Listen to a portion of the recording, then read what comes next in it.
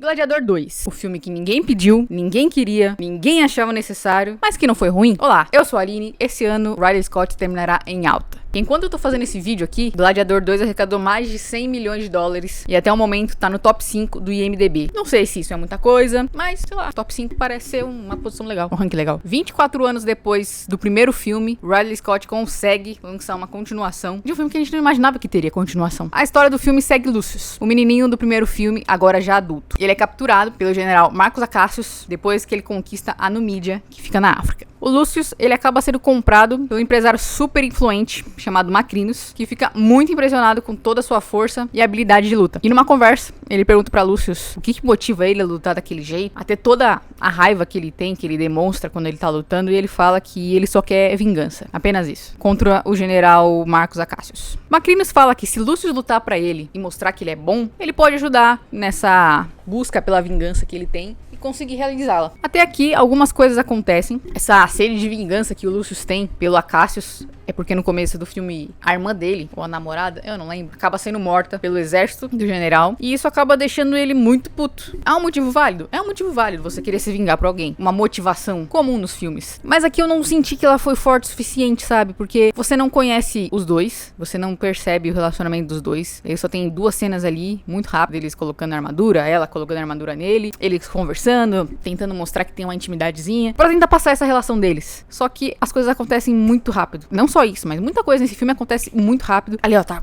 uma ansiedade. O roteirista tá ali, ó. Meu Deus, precisamos passar informações. Que não deixa tempo pra criar as relações dos personagens. Então, essa morte foi, putz, aquela menina que tava junto dele morreu. Caramba. Assim também como a forma que o Macrinus percebe as habilidades do Lucius e que ele pode ser um bom gladiador. Não foi numa batalha épica, no meio de uma guerra com outras pessoas. Ele foi jogado numa arena com outros escravos e eles tinham que lutar com macacos bizarros, mutantes, esquisitos. Era uma mistura de macaco, lobisomem e cachorro. Também passa muito rápido. Mostra um escravo morrendo, que era colega dele. Logo depois, a câmera foca apenas no Lúcio. Tudo bem, ele é o personagem principal, mas, cara, podia ter uma ação mais bem elaborada, mais desenvolvida, sabe? Não, o cara morreu, beleza, agora tá aqui, ó, lutando contra o macaco, cachorro, lobisomem. E ele derrota o macaco. Mas ali na arena tem mais uns, talvez 10 outros escravos. E também tinham mais uns 6 ou 7 macacos. Só que logo depois que ele mata um único macaco, os outros macacos desaparecem. Tanto nessa parte quanto mais pra frente, onde ele é comprado pelo Macrinus. E o Macrinus quer ter mais uma noção de como que ele luta. E logo de cara ele já entrega, já mostra como que ele é. Não tem uma curva de desenvolvimento. Como ele chegando meio acanhado, está com raiva, quer se vingar, mas ele já se entrega, já fala, é isso. Tudo tem que acontecer rápido, tudo tem que acontecer numa velocidade de TikTok.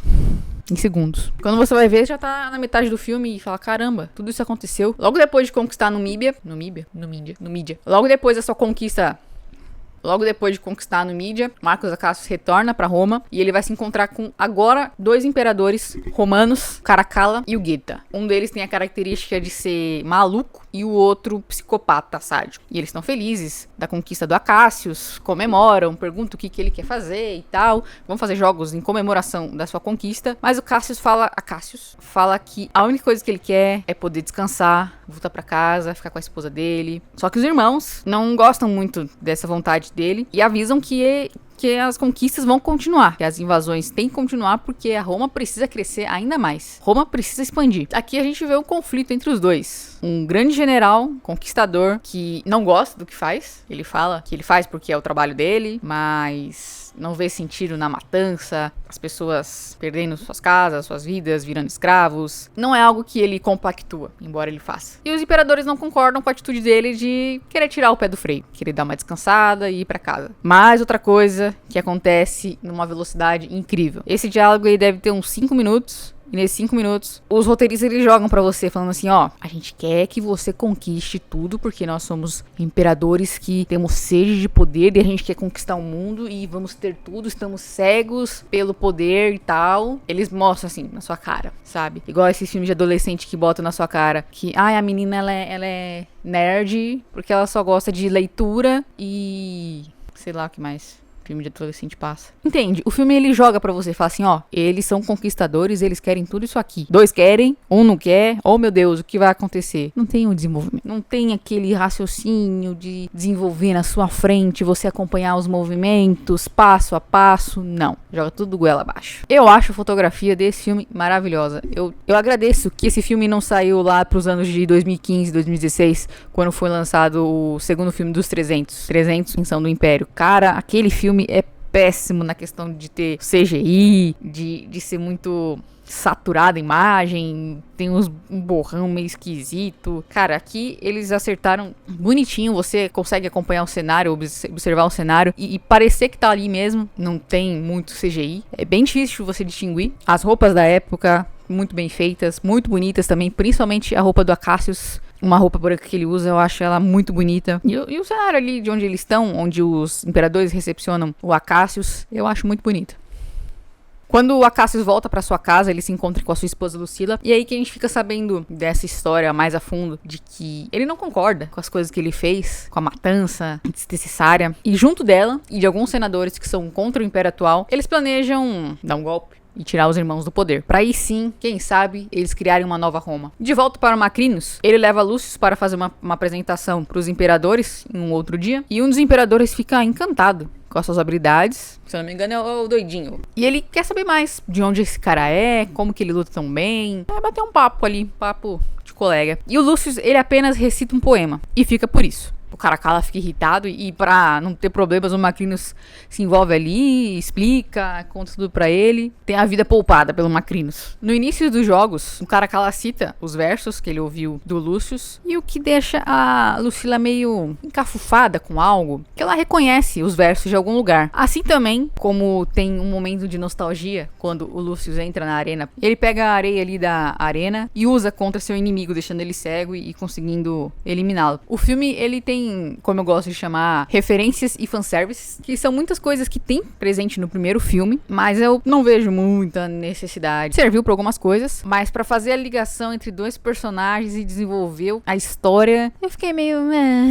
Tá. Na mesma noite depois dos jogos, a Lucélia não. Na mesma noite depois dos jogos, a Lucila vai visitar o Lúcius e contar pra ele que ela é a sua mãe. Só que, como o tempo que se passou desde a última vez que eles se viram é muito, e pela raiva que ele guarda e de se sentir abandonado e tudo mais, ele não gosta muito dessa história, não quer entrar nesse papo, ele fica nervoso, manda ela embora, e nessa hora ela acaba confessando pra ele que o Máximos é o pai dele. Por incrível que pareça, eu jurava que se tivesse uma revelação assim, o cinema ia ficar, oh meu Deus, mas não teve, foi tipo, nossa, é isso? Ele é o pai? Sério? Aqui eu senti um pouco de forçação de barra. Eu não acho que seria necessário ter uma ligação tão direta do personagem principal do primeiro filme com esse do segundo. Eu acho que ele poderia muito bem ter uma inspiração, usar o legado do primeiro pra se motivar, mas não precisa ser, tá, ele é meu pai, vou honrá-lo, eu tenho sangue de um gladiador que foi foda, então automaticamente eu também vou ser foda. As coisas não funcionam assim na vida real. Quando volta pra casa, a Lucila conta pro Acacius que o Lúcius é o herdeiro de direito do trono de Roma e que eles precisam dar um jeito de tirar ele dos jogos, porque tá se encaminhando pro último dia dos jogos no Coliseu e que é um dos dias mais brutais, dificilmente alguém sai vivo dali. E aquele é o momento pra eles darem o golpe de tirar os irmãos do poder e transformar a Roma num lugar melhor. Naquela época não tinha internet, não existia câmera de segurança, muito menos gravadores, mas tinha muita gente fofoqueira. E a Lucila tinha que tomar cuidado quem ela deixava entrar na casa dela, porque aquela véia maldita cuida dela, serve ela, ouviu tudo que ela conversava com a Cassius e foi contar pra um cara chamado Trax,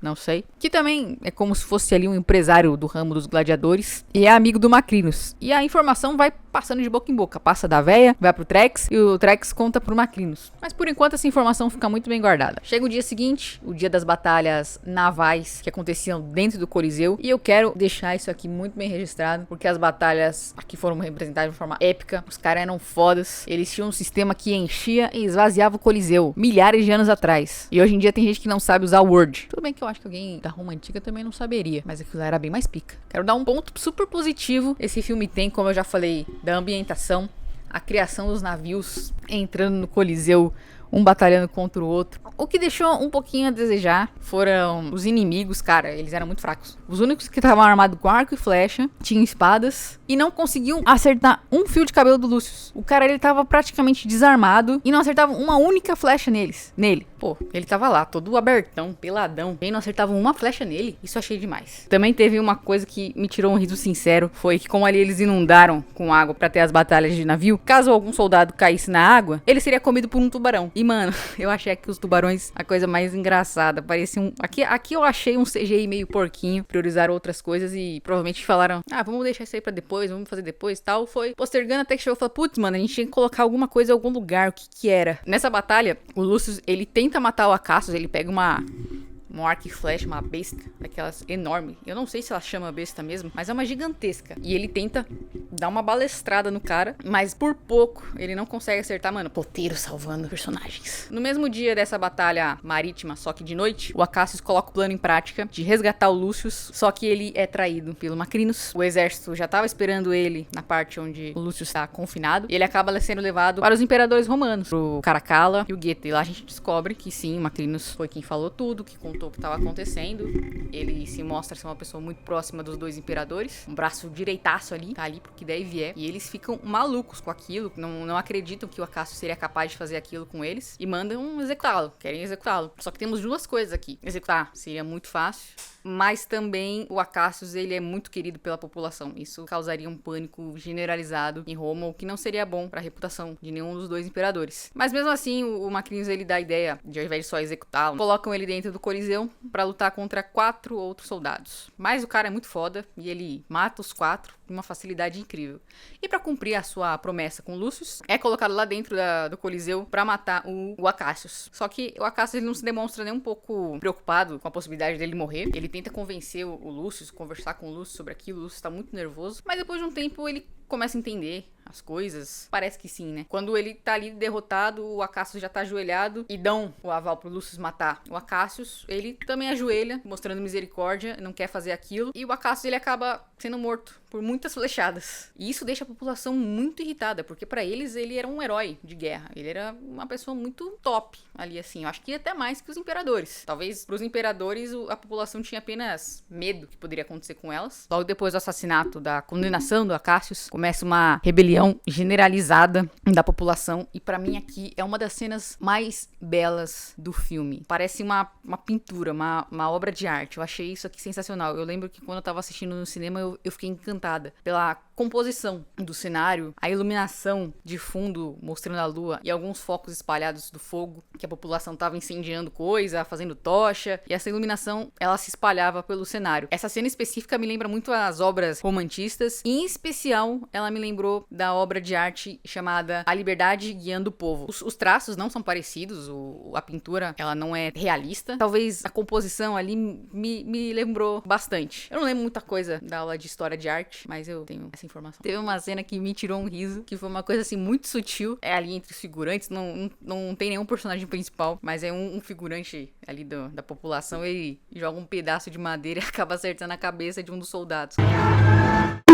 Desde o início fica perceptível que o personagem do Denzel Washington era alguém que tinha muito poder e influência ali no Império. À medida que os acontecimentos vão se desenrolando, ele revela o seu desejo de tomar o Império. Para ele alcançar esse objetivo, como ele já tá próximo dos dois imperadores depois de ter entregue o Acacius, ele coloca um imperador contra o outro para que eles comecem a tretar. Obviamente ele fica do lado do Caracalla, que é o doidinho, que fica muito mais fácil um doido acreditar no que uma pessoa tá falando e talvez cometer um crime de matar o irmão. E é isso que acontece. Obviamente que teve também ajuda, a mãozinha do Macrinus para realizar esse assassinato. Agora, sem o irmão mais centrado das ideias, o Macrinus tem o caminho livre, apenas para ele conseguir colocar o plano dele em prática de virar o novo imperador de Roma. Só que para isso dar certo, ele também precisa se livrar da Lucila, porque ela ainda tem o plano de libertar Roma, independente de quem esteja ali no poder atualmente do Império, para colocar o Lucius, que é o herdeiro por direito do trono. Então ele também quer matar ela. Porém, ela também é muito amada pela população, tanto pela relação dela com Maximus, anos atrás, e agora com o Acacius. A população também ama muito ela. E se matar ela, vai criar outro caos, e aí o negócio vai ficar feio. Mas mesmo assim, ele não recua e já tem o veredito de matar a Lucília. E no momento que eles estão entrando no Coliseu para ver esse acontecimento, o Caracalla tem um momento de lucidez e pergunta se é a coisa certa de se fazer. Ele faz esse questionamento. A Lucília é amada pela população, já teve um caos porque a gente matou a Cassius, a gente quer mais caos, matando mais uma pessoa querida. E nessa cena aqui, meus amigos, o Denzel Washington, ele entregou tudo assim, que todo mundo deveria saber de atuação. Sério, ele tem outros filmes bons, obviamente tem, mas nesse simples filme, nessa simples cena, eu faria o que ele tava me pedindo ali. Ele fala pro Caracalla que aquilo é importante, eu consegui acreditar no que ele tava falando. Eu faria o que ele tava me pedindo ali. Ele, praticamente resumindo, ele fala pro Caracalla que aquilo é importante ser feito, porque senão a Lucilla tem um plano pra tirar o Caracalla do poder e ele ser morto. Então, depois que o Macrinus fala isso pra ele muda de ideia e mantém o plano em prática de matar a Lucilla. Infelizmente, a Lucilla é assassinada um pouco antes do Lucius conseguir fazer alguma coisa, de conseguir resgatá-la. E o Macrinus finaliza o Caracalla indo bem fundo com um cotonete de metal no ouvido dele. Essa cena é muito agoniante. Logo depois de matar o último imperador, o Macrinus foge com um cavalo e o Lucius vai atrás dele. Eles estão fugindo da cidade. Quando o Macrinus chega na entrada, ele dá de cara com a legião de Darius. E logo atrás dele vem o Lucius com o exército da cidade atrás dele. Tá invertido, mas ninguém ataca. Todo mundo fica ali esperando pra ver o que vai acontecer. A legião de Darius estava ali próxima da região e eles são leais ao Cassius. O Darius, ele tem o mesmo pensamento de que os imperadores são corruptos, que a população tá sofrendo muito, sem necessidade, e que seria legal ter alguém novo no poder. Eles ficam sabendo que tem alguém ali que é herdeiro do trono. Enquanto o Lucius, ele tava na sua cela, ele pede pro médico ir atrás do Darius, entregar o anel que recebeu da Lucilla, que foi do Maximus, falando que ele é o príncipe de Roma e precisa da ajuda dele naquele momento, que ele retorne pra Roma. Aí aqui o momento do embate dos dois, do Lucius e do Macrinus, o Lucius revela pra ele que ele é o príncipe, o verdadeiro herdeiro de Roma, e eles começam a batalhar ali. O Lucius, ele tá com a vestimenta do Maximus, como eu falei, que eles trouxeram de volta do primeiro filme. Ele tá com a espada também. Não sei se a espada funcionaria numa situação assim, porque se passaram 16 anos, eu acho que ela tá sem fio e cega. Ele consegue cortar a mão do Macrinus e matar ele ali no riozinho que tem. E basicamente, bem resumido, essa é a história de Gladiador 2. Esse segundo filme era necessário? Não. A sociedade precisava de um segundo filme? Também não. Ela esperava o segundo filme? De jeito nenhum. Uma coisa que eu adoro é quando o criador de alguma obra grande entende que ela tem o seu valor ali e que não precisa ficar sugando os personagens pra render mais coisa. Talvez como tava nessa onda de revival, de nostalgia, de fazer remakes, reboots e tudo mais, pra não pegar um filme antigo que é muito bom e refazê-lo com outros personagens de uma outra forma, ele quis trazer um nome de volta, mas com uma história diferente. Esse ponto de vista, ok, acho legal. Mas é o que eu falei, é necessário. Mas do jeito que foi explorado foi bom. O filme, ele não é ruim, não é descartável, mas eu acho que ele não tem muita relação com o primeiro, não é necessário. Se você quiser assistir o primeiro, só apenas ok. Se você quiser assistir o segundo, ok também. Espero que você tenha gostado do vídeo. Tô fazendo um estilo meio diferente, trazendo o filme bem resumido e tentando trazer um pouco mais de crítica, a minha percepção mais detalhada do filme. Vamos ver se funciona. Se gostou, deixa o gostei pra eu saber que você gostou desse tipo de vídeo. Também comenta pra eu ter mais certeza ainda que você gostou desse tipo de vídeo ou não. Fala, não, péssimo. E se inscreve pra não perder o próximo. Vamos ver o que eu faço depois. Nem eu sei. Tchau.